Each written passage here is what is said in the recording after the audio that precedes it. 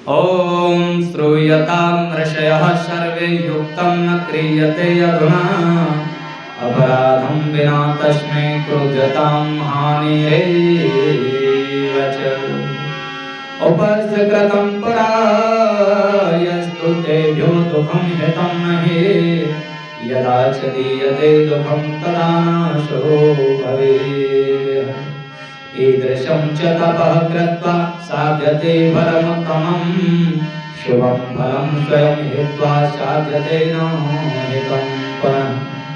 गणेश जी बोले, हे समस्त ऋषियों सुनो, आप लोग इस समय उचित नहीं कर रहे हैं। बिना अपराध के उन पर क्रोध करने वाले आप लोगों की हानि होगी। जिन्होंने पूर्व में आप लोगों का उपकार किया उन्हें दुख देना हितकारी नहीं है, और यदि उनको दुख दिया जाएगा तो इससे आप लोगों का यही विनाश होगा। इस प्रकार तप कर उत्तम फल का साधन करना चाहिए। स्वयं ही शुभ फल का परित्याग करके अहितकार फल को नहीं ग्रहण किया जाता। सूत जी बोले, तब उनकी यह बात सुनकर बुद्धि मोह को प्राप्त हुए उन ऋषिवरों ने यह वचन कहा। ऋषि बोले, स्वामिन आपको तो यही करना है, इसके अतिरिक्त हम अन्य कुछ नहीं मानते। तब उनसे ऐसा कहने पर प्रभु गणेश जी ने यह वचन कहा। गणेश जी बोले, ब्रह्मदेव ने ऐसा कहा है कि नीच पुरुष कभी भी सज्जन नहीं हो सकता, तथा वैसे ही सज्जन पुरुष कभी नीच नहीं हो सकता, यह निश्चित है। असाधु साधुतां चैव साधुश्च साधुतां तथा कदाचिदपि नाप्नोति ब्रह्मोक्तमिति निश्चितम्। यदा च भवतां दुःखं जातं चानशौनात् पुरा तदा शुभं प्रदत्तं वै गौतमेन महर्षिणा। पहले जब भोजन के बिना आप लोगों को दुख प्राप्त हुआ, तब महर्षि गौतम ने आप लोगों को सुख प्रदान किया था, किंतु इस समय आप लोग उन्हें दुख दे रहे हैं। यह तो लोक में किसी प्रकार विवेचित नहीं है। आप लोग भली भांति विचार करें। यदि आप लोग अपनी अपनी स्त्री के वशीभूत होकर मेरी बात नहीं मानेंगे तो यह भी उनके लिए परम हितकारी ही होगा, इसमें संदेह नहीं है। अभी भी ये ऋषिवर आप लोगों को निश्चित रूप से सुख देंगे, अतः उनके साथ छल करना उचित नहीं है। आप लोग दूसरा वरदान मांग लो। सूत जी बोले, यद्यपि महात्मा गणेश ने उन ऋषियों को इस प्रकार बहुत समझाया, किंतु ऋषियों ने उनकी बात नहीं मानी। इसके बाद भक्तों के अधीन रहने के कारण उन शिवपुत्र ने उन दुष्ट बुद्धि ऋषियों से उदासीन मन से कहा।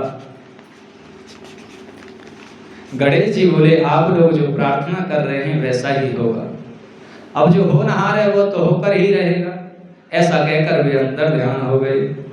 उन गौतम जी के दुष्ट ऋषियों के अभिप्राय का ज्ञान नहीं हुआ। गौतम जी को दुष्ट ऋषियों के अभिप्राय का ज्ञान नहीं हुआ, और वे प्रसन्न मन से निरंतर अपनी स्त्री के साथ नित्य कर्म करते रहे। हे मुनीश्वरों, इसके पश्चात उस वरदान के कारण उन दुष्ट ऋषियों के प्रभाव से जो घटना घटी उसे सुनो। महर्षि गौतम की क्यारी में धान एवं यव बोया गया था, और गणेश जी अत्यंत दुर्बल गाय का रूप धारण वहां चले गए। और हे मुनियों, उस वर के कारण कांपती हुआ गाय यव तथा धान चरने लगी। इसी बीच देवयोग से महर्षि गौतम भी वहीं पहुंच गए, और वे दयालु उस गाय को तिनके से हटाने लगे। तब उन तिनकों के स्पर्श मात्र से गाय पृथ्वी पर गिरी, और उसी क्षण उन ऋषि के देखते देखते मर गई। तब कपट से गुप्त रूप धारण करने वाले ऋषि एवं दुष्ट ऋषि पत्नियां सभी कहने लगे कि गौतम ने क्या कर डाला। हे विप्रो, आश्चर्य में पड़े हुए गौतम ने भी अहल्या को बुलाकर व्यथित मन से दुख पूर्वक कहा। गौतम बोले, हे देवी, यह क्या हो गया? कैसे? क्या परमेश्वर कुपित हो गए? अब मैं क्या करूं, कहां जाऊं? मुझे तो गौ हत्या का पाप लग गया। सूत जी बोले, इसी बीच वहां के ब्राह्मण गौतम तथा ब्राह्मण पत्नियां अहल्या को धिक्कारने लगी और कटु वचन बोलने लगी, उन्हें कष्ट देने लगी। दुष्ट बुद्धि वाले उनके शिष्य तथा पुत्र भी गौतम की निंदा करके बार बार उन्हें धिक्कारने लगे। ऋषि बोले, हे गौतम, तुम्हारा मुंह देखने योग्य नहीं है, चले जाओ। गौ हत्यारे का मुख देखकर सचैल वस्त्र के सहित स्नान करना चाहिए। जब तक तुम इस आश्रम में रहोगे तब तक देवता तथा पितर हम लोगों के द्वारा दिया गया कुछ भी ग्रहण नहीं करेंगे। इसलिए हे गोघातक, हे पाप कारक, तुम परिवार सहित अन्यत्र चले जाओ, तुम विलंब मत करो। सूत जी बोले। ऐसा कहकर वे सभी गौतम को पत्थरों से मारने लगे और गौतम पत्नी से भी दुर्वचन से बहुत अधिक दुख देने लगे। उन दुष्टों के द्वारा पीटे तथा अपमानित किए गए महर्षि गौतम ने यह वचन कहा कि हे मुनियों, मैं यहाँ से चला जाता हूँ, दूसरी जगह निवास करूंगा। तब ऐसा कहकर गौतम उस स्थान से चले गए और 1 कोस की दूरी पर जाकर उनकी अनुमति से आश्रम बना लिया। वहां भी जाकर उन ब्राह्मणों ने कहा कि जब तक गौहत्या का पाप है तब तक तुम्हें कुछ नहीं करना चाहिए। वेदानुवेदित देव अथवा पितृ कार्य में तुम्हारा कोई अधिकार नहीं है। इस प्रकार आधे महीने का समय व्यतीत करके उस दुख से व्याकुल हुए महर्षि गौतम ऋषियों से प्रार्थना करने लगे। गौतम जी बोले, आप लोग कृपा कीजिए और बताइए कि मैं क्या करूं, जिस तरह मेरा पाप दूर हो सके, वह उपाय आप लोग बताएं। सूत जी बोले। उनके इस प्रकार पूछने पर भी वे ऋषियों कुछ न बोले। तब वे सब जहां स्थित थे वहां जाकर गौतम अत्यंत विनय पूर्वक सेवा भाव से पूछने लगे। गौतम ने दूर रहकर उन श्रेष्ठ ऋषियों को प्रणाम करके विनय युक्त होकर पूछा कि अब आप मुझे क्या करना, अब बताइए कि मुझे क्या करना चाहिए। उन महात्मा गौतम के इस प्रकार पूछने पर उन सभी मुनियों ने परस्पर मिलकर यह वचन कहा। ऋषि बोले, बिना प्रायश्चित किए कभी भी शुद्धि नहीं होती, इसलिए तुम शरीर शुद्धि के निमित्त प्रायश्चित करो।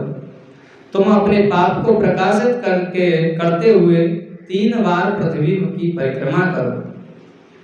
फिर यहीं आकर मास व्रत का अनुष्ठान करो। इसके बाद 101 बार इस ब्रह्मगिरि की परिक्रमा करने से तुम्हारी शुद्धि होगी। अथवा तुम यहीं गंगा को लाकर स्नान करो और 1 करोड़ पार्थिव लिंग बनवाकर भगवान शिव का पूजन करो। इसके बाद गंगा में स्नान करके तुम पवित्र हो जाओगे। सर्वप्रथम 11 बार इस पर्वत की परिक्रमा करो, तत्पश्चात 100 घड़े गंगाजल से स्नान कर पार्थिव पूजन करो, तब तुम्हारा प्रायश्चित पूर्ण होगा। इस प्रकार उन ऋषियों के कहने पर उन्होंने हाँ ठीक है ऐसा कहकर उनकी बात स्वीकार कर ली। गौतम बोले, हे मुनि श्रेष्ठो, मैं आप श्रीमान लोगों की आज्ञा से पार्थिव पूजन तथा पर्वत की परिक्रमा करूंगा। ऐसा कहकर उन श्रेष्ठ महर्षि ने पर्वत की परिक्रमा करके पार्थिव लिंगों को बनाकर उनका पूजन किया। और साध्वी अहिल्या ने भी वही सब किया और उस समय उनके शिष्यों तथा प्रशिष्यों ने भी उन दोनों की सेवा का कार्य संपादित किया। सूत जी बोले, हे द्विजो, उस समय स्त्री सहित गौतम के द्वारा इस प्रकार प्रायश्चित करने पर शिव जी प्रसन्न होकर पार्वती जी तथा अपने गणों के साथ प्रकट हो गए। इसके बाद प्रसन्न हुए कृपानिधि शिव जी ने कहा, हे महामुने, मैं आपकी उत्तम भक्ति से प्रसन्न हूँ, वरदान मांगो। तब महात्मा शिव के उस उत्तम सुंदर रूप को देखकर शंकर जी को प्रणाम कर प्रसन्न हो गौतम ऋषि उनकी भक्ति पूर्वक स्तुति करने लगे और बहुत प्रकार से स्तुति करके एवं शिव को प्रणाम कर हाथ जोड़कर महर्षि गौतम स्थित हो गए और कहने लगे, हे देव, आप मुझे पाप रहित करें। सूतवाच इत्यागम वचस्तस्य गौतमस्य महात्मनः सुप्रसन्नतरो भूत्वा शिवो वाक्यं पवदते। धन्योऽसि कृतकृत्योऽसि निष्पापोऽसि सदा मुने, अतिर्दुष्टः किल त्वं च छलितोऽसि कामात्मभिः। सूत जी बोले, उन महात्मा गौतम का यह वचन सुनकर भगवान शिव अत्यंत प्रसन्न हो कहने लगे। शिव जी ने कहा, हे मुनि, आप धन्य हैं, कृतकृत्य हैं और निष्पाप हैं। इन दुष्टात्मा पापी ऋषियों ने निश्चय ही आपके साथ छल किया है। जब आपके दर्शन मात्र से लोग निष्पाप हो जाते हैं तब मेरी भक्ति में निरत रहने वाले आप किस प्रकार पापी हो सकते हैं। हे मुने, जिन दुष्टों ने आपके प्रति उपद्रव किया है वे ही पापी, दुराचारी और हत्यारे हैं। इनके दर्शन से दूसरे लोग पापी हो जाएंगे, ये लोग कृतज्ञ हैं, इनका कोई प्रायश्चित नहीं है। सूत जी बोले, हे विप्रो, ऐसा कहकर सज्जनों को सुख देने वाले तथा असज्जनों को दंड देने वाले शिव जी ने उनसे ऋषियों के बहुत से दुष्चरित्रों का वर्णन किया। शिव जी की बात सुनकर महर्षि गौतम अत्यंत आश्चर्यचकित हो गए और उन्होंने हाथ जोड़कर शिव जी को भक्ति पूर्वक प्रणाम करके पुनः कहा। गौतम बोले, हे महेश्वर, उन ऋषियों ने मेरा बहुत बड़ा उपकार किया है। यदि वे ऐसा न करते तो आपका दर्शन कैसे होता, और वे ऋषि धन्य हैं जिन्होंने मेरा अत्यंत कल्याण किया। उनके दुराचार के कारण ही मेरा बहुत बड़ा स्वार्थ सिद्ध हुआ है। सूत जी बोले, उनकी यह बात सुनकर अति प्रसन्न हुए शिव जी ने कृपा दृष्टि से गौतम की ओर देखकर शीघ्र ही उनसे कहा। शिव जी बोले, हे विप्रेंद्र, आप धन्य हैं, सर्वश्रेष्ठ ऋषि हैं, मुझे परम प्रसन्न जानकर आप उत्तम वरदान मांगिए। सूत जी बोले, हे तुजो। उसके बाद गौतम ने भी अपने मन में विचार किया कि अब मेरे पाप की प्रसिद्धि लोगों में हो चुकी है, इसीलिए वह जिस प्रकार झूठ न हो, उन ऋषियों की कही बात सत्य करनी चाहिए। ऐसा निश्चय करके शिव भक्त मुनि श्रेष्ठ गौतम ने हाथ जोड़कर सिर झुका करके शिव जी से यह वचन कहा।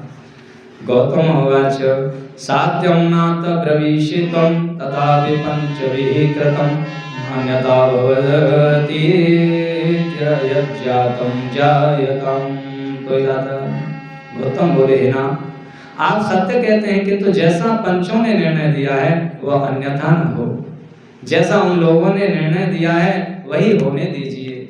हे देवेश, यदि आप प्रसन्न हैं तो मुझे गंगा प्रदान करो और इस प्रकार लोक का उपकार करो। आपको नमस्कार है, आपको बारंबार नमस्कार है।